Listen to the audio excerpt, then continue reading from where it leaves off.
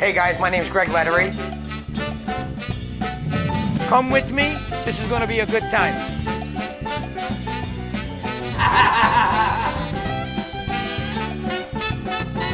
Oh my God.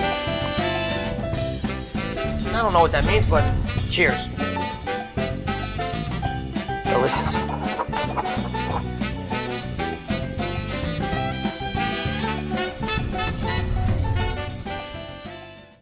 We're gonna spend a day, my Sunday, cooking rustic style. We're gonna make 3 simple, very, very easy dishes, all 3 of which have a bit of a story, and they came from people like your mom or your grandma, who was nice enough to share with me. So first off, we're gonna start with a pasta dish. This dish, my cousin Enzo from Naples, he introduced me to this dish about 2 years ago. And it's very simple. All we have here is fresh basil, fresh garlic, grape tomatoes, locatelli, a touch of butter at the end, and whatever macaroni you like. I'm going to use spaghetti today, but you guys can use whatever you wish. The second dish today. Now this dish is going to be made with wild mushrooms. In this bowl I already sliced up. These here are beautiful oyster mushrooms. We have some baby bellas and shiitakes. Fried long hots. I cut them just in rings. Very simple to do. Spanish onion, 1/2 of a Spanish onion. And these are San Marzano tomatoes. San Marzano tomatoes are probably the best and sweetest canned tomato you can get. They're grown in the volcanic mountains in Italy. And to me, nothing beats a San Marzano tomato. We're only going to use about 2 of these. And for the third dish now, this is going to be called blanquette. This dish came from my wife's family in Spain. This is a sailor's dish. Now, when they were on the boats, they used to fish for whatever they could. Today, we're using orange roughy. You guys, you know, in Spain, they use salted cod, which is bacalao, or regular cod, or whatever white fish you have handy. But today, in the refrigerator, I had orange roughy. That's what we're going to use. Potato. Yukon Gold is what I'm going to use. If you don't have Yukon Gold, use whatever. Onion. Extra virgin olive oil. Very rarely do I cook with extra virgin olive oil. This is probably one of the only dishes that you'll see me use extra virgin olive oil to cook with. And this here is chicken stock. 1 32-ounce can of chicken stock. Low sodium preferably. And I'm gonna cheat a little bit. This is Knorr fish bouillon. We're only gonna use 1 cube. Adds great flavor. And here the fish doesn't quite have that really strong fish flavor like I really would like. So we're gonna pick it up a little bit with this one.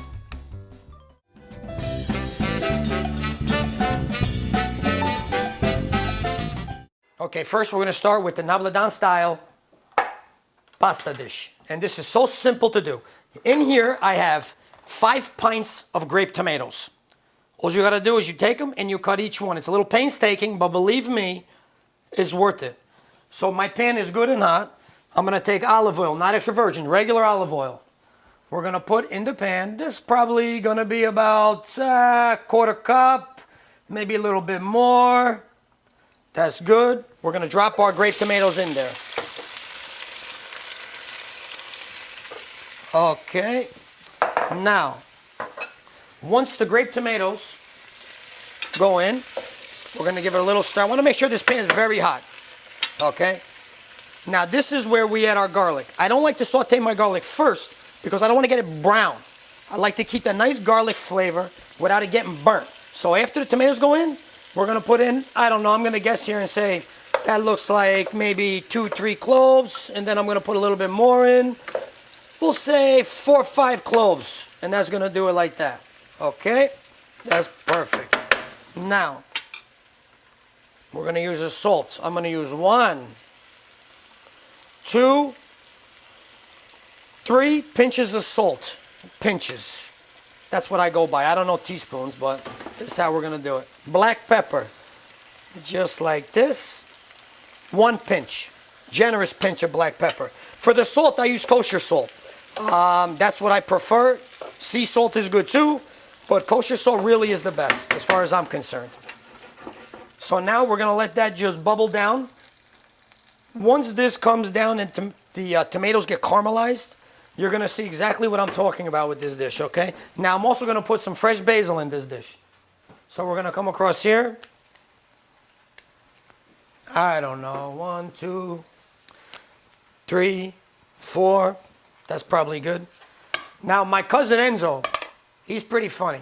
He came to this country for the first time maybe 3 years ago. And he married a woman from Spain, which is my wife's cousin, Carmen. And when he came here to this country, you know what to expect. So he comes here, and he couldn't believe the amount of Italians, first of all, that live in New York.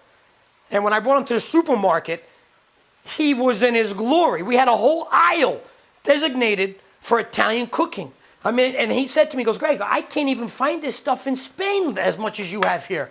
So he was so happy to be here. And I got to tell you, he's pretty good in the kitchen as well. So we're going to give this just a little rough chop.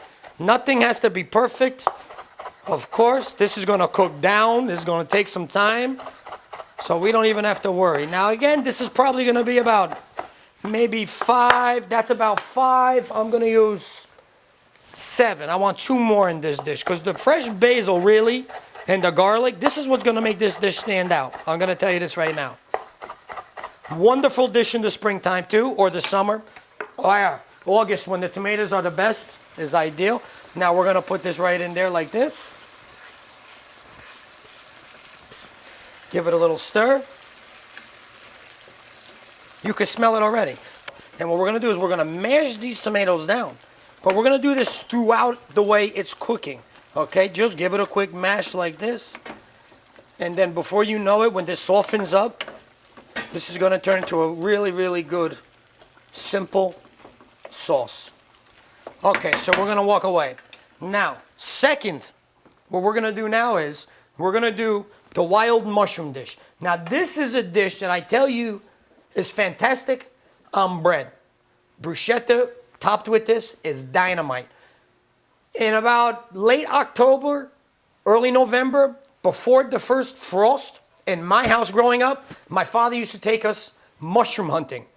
And what we used to do was take a brown bag, go into the woods, and fill them up with wild mushrooms. Now, it doesn't have to be that difficult today because everybody always says, my God, I can't find these wild mushrooms. I don't know where to begin. I don't know where they grow, but don't worry about it.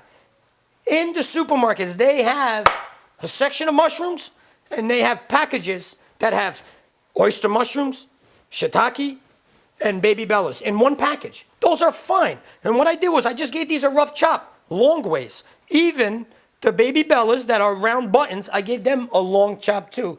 Long way, because really I want this to look like the way we used to make it as kids. So we used to go to my grandmother's house after with a brown bag filled with mushrooms and say, here grandma, there you go, knock yourself out. Now what she would do is clean them, which are a little bit of a pain in the neck. She would boil hot water with some salt, drop the mushrooms in, let them boil, and then she used to set them aside, and then what she used to do is jar them.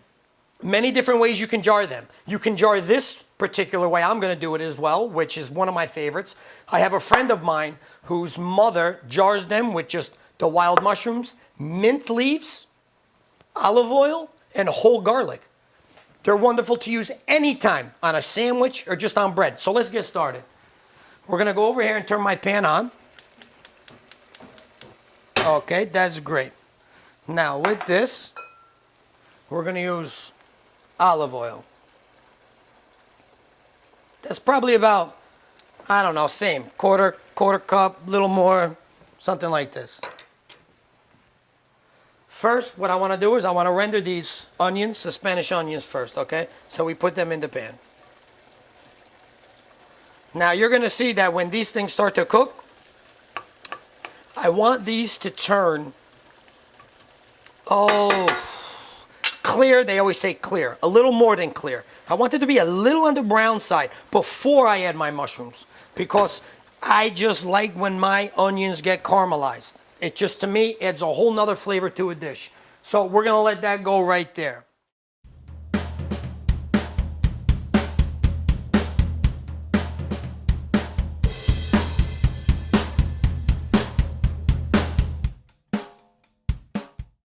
Now that my onions are turning the color they should be, what I'd like to do is I'm going to add these fried long hots. Now these are great. All I do is cut them this way. A lot of people take the time, they cut them open, they take out the stems. I don't have the patience. This is how I want them. I want them just this because this is rustic. This is how I want it. So now we're going to add these into our dish, okay?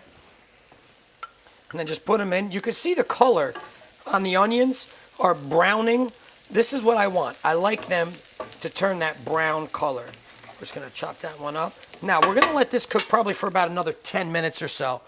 Now, all the time as well, keep in mind that you have a pasta dish here. As you go, keep pressing this down because all those juices are going to come out of that tomato, and that is what's going to make this sauce, okay? As you can see, this is really working out nicely. So we'll set that aside. We're going to give this a quick stir. Now it's at this point that I'm also going to add a little bit of garlic. Now for this one, I'm going to use maybe 1 garlic, maybe 1.5 garlic. Okay, that's coming along just perfectly. Now what I'm going to do is, we're going to add our mushrooms to the dish. All right. That's great, just like that. And now we're going to put salt and pepper. Maybe 1. That's a generous and not so generous. So 1.5, 2 pinches. Black pepper. Just like that. Okay, give this a quick stir. Now, if you do this dish and you see, because what happens is the mushrooms will absorb all that oil, like this. So if you think that it might need some more oil, it's no big deal. All you need to do is take it, take a little more oil, always have some handy like this, and you wait a minute and just sprinkle the top like this, and that's it, if you're nervous about it. Because as far as olive oil is concerned, as far as I'm concerned, you can never have too much. And now this is the most important thing to any rustic Sunday cooking is, you cannot forget to have a drink of wine. As you see, it's not in a wine glass. That's because it's not dinner. This is Sunday. This is Sunday afternoon. You always have a juice cup. You know, my brother's father-in-law, Mr. Cerise, he makes his own wine. And let me tell you something, he does a wonderful job at it. And on Sundays, I look forward to it. So as he would say, Jundan. I'm not sure, I don't know what that means, but cheers. Delicious. Okay, let's get back to the mushrooms. We make sure everything's looking good, and it is. Now, shiitake mushrooms, what happens with them when you cook them is they get creamy. And that's good. I like that. And that is normal, and that's what we're looking for. So this is going to get a little on the creamy side. Don't forget about the tomatoes. Now, just like the mushrooms, if you see this starting to get dry, as you mush them along, this is really coming out great. Always, you can always add more olive oil like this. I'm going to add a little bit more, maybe another 1/4 cup or so, because I like the way this is turning out right here. Okay. And let's just give this another stir. Okay, it's at this point now. You can see these are not all the way cooked, the mushrooms, but they're very close. And it's at this point I'm going to add my tomatoes.